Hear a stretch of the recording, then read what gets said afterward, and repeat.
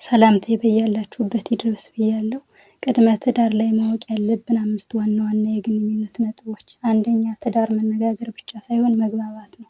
ብዙ ባለትዳሮች ይነጋገራሉ ግን አይግባቡም። ለምን ካላችሁኝ ንግግር ቃላትን መወርወር ነው። መግባባት ግን ልብ ለልብ መገናኘት ስለሆነ። ሁለተኛ ለማሸነፍ ሳይሆን ለመረዳት እናዳምጥ። አብዛኛውን ጊዜ እናዳምጣለን ግን አንረዳም። ለምን ካላችሁኝ መልስ ለመስጠት ነው የምናዳምጠው። ምሳሌ አንድ ሰው ደክሞኛል ካለ እኔም ደክሞኛል ሳይሆን አይ ምን ላግዝህ ካልን ይሄ መረዳዳት ይባላል።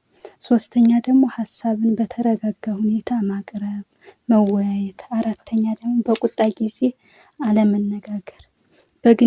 የግንኙነት ጥበብ ማለት መቼ መናገር እንዳለብን ማወቅ ብቻ ሳይሆን መቼ ዝም ማለት እንዳለብን ማወቅ ጭምር ስለሆነ ማለት ነው። አሁን ተናድጃለሁ በኋላ እናወራለን ማለት ይሄ ትልቅ ሀሳብ ነው።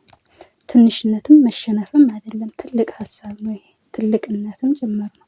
አምስተኛ ደግሞ ያልተነገሩ ፍላጎቶች በትዳር ውስጥ ትልቅ ቦታ አላቸው። ምሳሌ አመሰግናለሁ ይቅርታ እና ደስ ይላል በሚል ሀሳብ ይሄ የትዳር ዋና መሰረት ነው።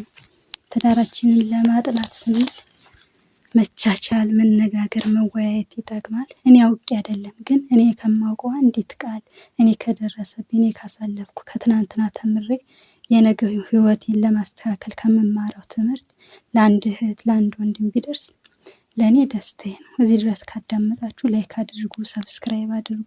ለብዙ እህቶች ወንድሞች ድረስ እኔ አውቄ አይደለም እኔ አውቄ ሳይሆን ካሳለፍኩት ከተማርኩት ካወቅኩት ወደፊትም እማራለሁ አውቃለሁ።